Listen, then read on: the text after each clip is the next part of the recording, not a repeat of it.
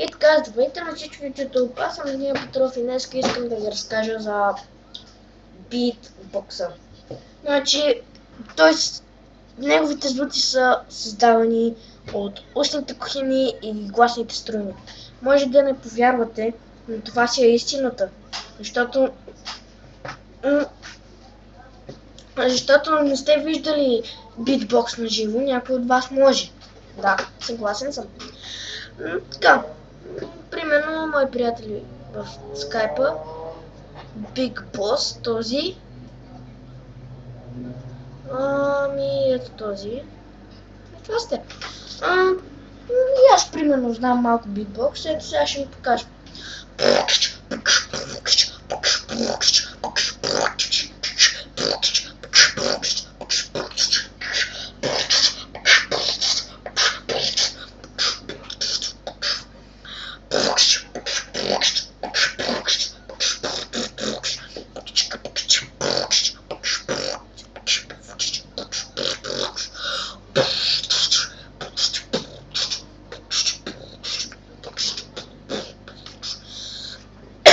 Извинете малко съм болен.